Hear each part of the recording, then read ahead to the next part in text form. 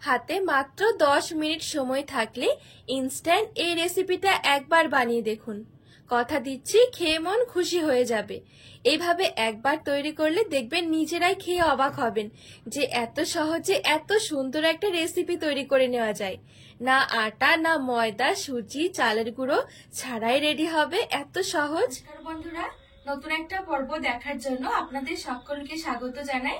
আজকে কোন রকম আটা, ময়দা, সুজি, চালের গুঁড়ো ছাড়াই ঝটপট ভীষণ মজার, মুখে লেগে থাকার মতন একটা মিষ্টি তৈরি করে দেখাবো।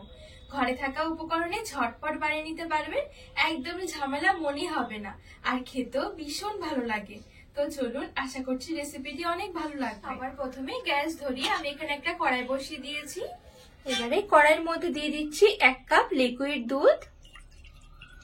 খুব সুন্দর একটা ফ্লেভারের জন্য 3-4টে এলাচ একটু ফাটিয়ে দিয়ে দিলাম। দুধটা এবারে হালকা করে একটু গরম করে নেব। এখানে দুধটা জাল দিয়ে ঘন করতে হবে না, শুধু একটু গরম করে নিতে হবে।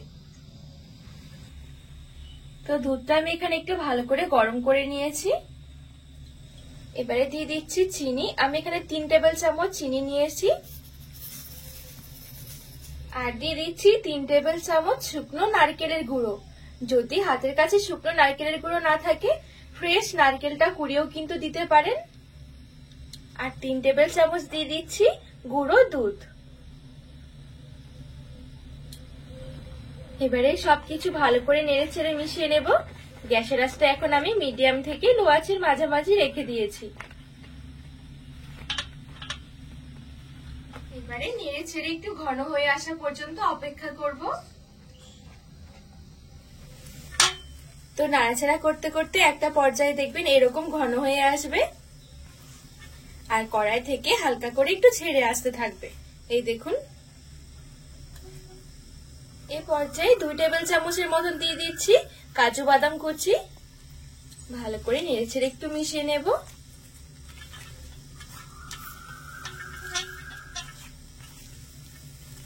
খুব সুন্দরভাবে নেড়েচেড়ে মিশিয়ে নিয়েছি। এখন কিন্তু এটা একদম রেডি। এবারে গ্যাসের আঁচ থেকে নামিয়ে নেব। একটা প্লেটের মধ্যে তুলে নিচ্ছি।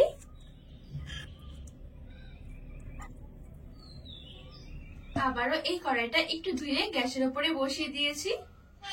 এবারে মেজারমেন্ট কাপ মেপে 1 কাপ নিয়ে নেব লিকুইড দুধ। আর এই দুধটা আমি আগে থেকে একটু জাল করে নিয়েছি, আর এখন কিন্তু দুধটা পুরোপুরি ঠান্ডা হয়ে গেছে। আর এই 1 কাপ মানে 250 ml লিকুইড দুধ। এই পর্যায়ে সামান্য একটু মিষ্টির জন্য দিয়ে দিচ্ছি 2 টেবিল চামচ চিনি, আর দিয়ে দিচ্ছি 1/2 টেবিল চামচ কাস্টার্ড পাউডার। কাস্টার্ড পাউডারের পরিবর্তে চাইলে এখানে কর্নফ্লাওয়ারটাও দিতে পারবেন। কাস্টার্ড পাউডার দিলে খেতে একটু বেশি ভালো লাগে, ফ্লেভারটা খুব সুন্দর আসে। এবারে একটা হুইস্ক দিয়ে একটু ভালো করে মিশিয়ে নিয়েছি। কাস্টার্ড পাউডার অবশ্যই দুধটা ঠান্ডা থাকতেই দিতে হবে। গরম অবস্থায় কিন্তু কাস্টার্ড পাউডার দেওয়া যাবে না, সেক্ষেত্রে কিন্তু জলের মধ্যে গুলে কাস্টার্ড পাউডার দিতে হবে। তো এখন যেহেতু দুধটা ঠান্ডাই রয়েছে, সেই জন্য আমি এই পর্যায়ে দিয়ে দিলাম। এবারে নেড়ে ছেড়ে দুধটা একটু জাল দিয়ে নেব। আর এই কাস্টার্ড পাউডার দেওয়ার জন্য দুধটাও খুব সুন্দর একটা ঘন ভাব এসে যাবে, খেতেও ভালো লাগবে।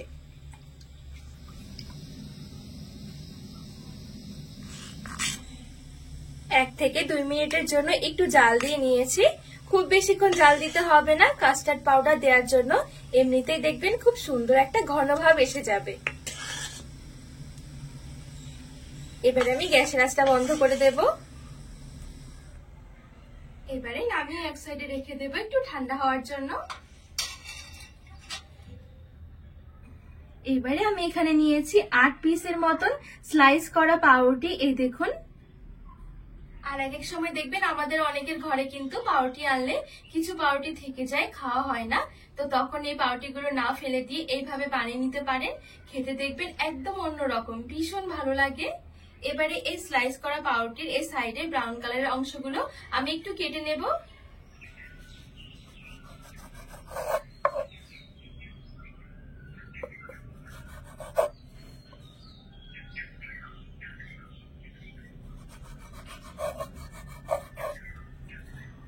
তো এই দেখুন, খুব সুন্দরভাবে সাইডের অংশগুলো আমি কেটে নিয়েছি। এবারে বেলনির সাহায্যে এভাবে করে একটু বেলে নেব।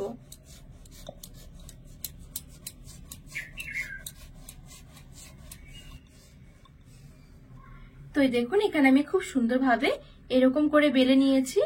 একটু হালকা হাতে বেললে দেখবেন একদম রুটির মতন এরকম পাতলা হয়ে যাবে। এবারে সবার প্রথমে যে আমি পুরটা রেডি করে রেখেছিলাম এখান থেকে কিছুটা মতন আমি পুর নিয়ে নিচ্ছি। এবারে এই পুরটা একটু এরকম লম্বা মতন করে এখানে বসিয়ে দিয়েছি।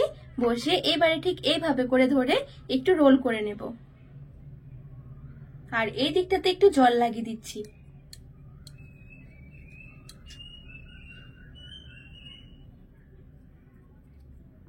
তো এই দেখুন এখানে খুব সুন্দর একটা রোল রেডি হয়ে গেছে। একটা প্লেটের মধ্যে নিয়ে নিচ্ছি। তো বাদ বাকি পাউরুটির টুকরোগুলো থেকে ঠিক এরকম একই ভাবে করে বেলে বেলে তারপরে পুর ভরে রোল করে নেব।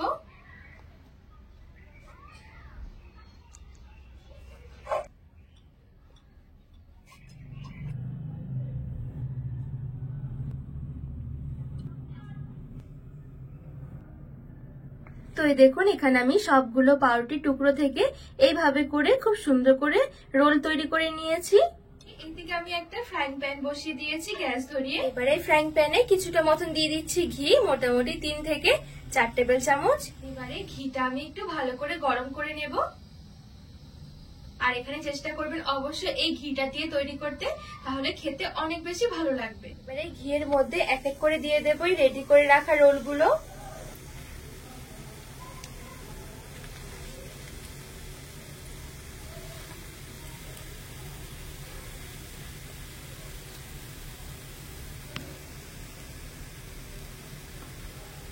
এবারে পাউরুটির টুকরোগুলো এভাবে নেড়ে ছেড়ে একটু শ্যালো ফ্রাই করে নেব।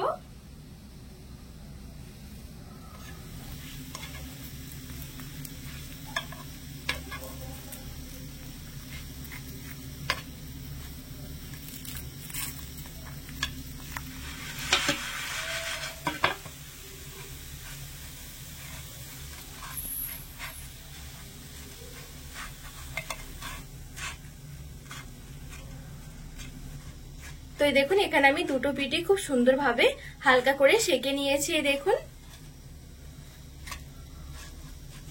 এবারে গরম গরম পাউরুটির রোলগুলো আগে থেকে যে আমি দুধটা রেডি করে রেখেছিলাম এই দুধের মধ্যে দিয়ে দেব। সবগুলো পাউরুটির রোল এক এক করে আমি দুধের মালাইয়ের মধ্যে নিয়ে নিচ্ছি। এবারে উল্টে পাল্টে নেড়ে ছেড়ে একটু মিশিয়ে নেব।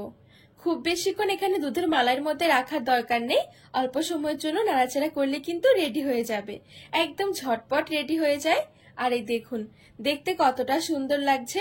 এরকম একটা রোল যদি খাওয়া হয় দেখবেন মনই ভরবে না, আরো খেতে ইচ্ছে করবে। এবারে একটা প্লেটের মধ্যে তুলে সাজিয়ে নিচ্ছি। উপরে একটু কাঁচা পেস্তা বাদাম ছড়িয়ে দিচ্ছি, যে কোনো বাদাম কুচি দিয়ে সাজিয়ে নিতে পারেন। এবারে একটা আপনাদেরকে কেটেও দেখাচ্ছি, দেখুন কতটা সুন্দর হয়েছে। খেতে এত ভালো লাগে দেখবেন মুখে দেওয়ার সাথেই মিলিয়ে যাবে, যাকে খাবেন পুরো অবাক হয়ে যাবে। বন্ধুরা আজকে এই রেসিপি আপনাদের কেমন লেগেছে অবশ্যই কিন্তু কমেন্ট করে জানাবেন। আর রেসিপি ভালো লাগলে চ্যানেলটিকে সাবস্ক্রাইব করে পাশে থাকার অনুরোধ রইল।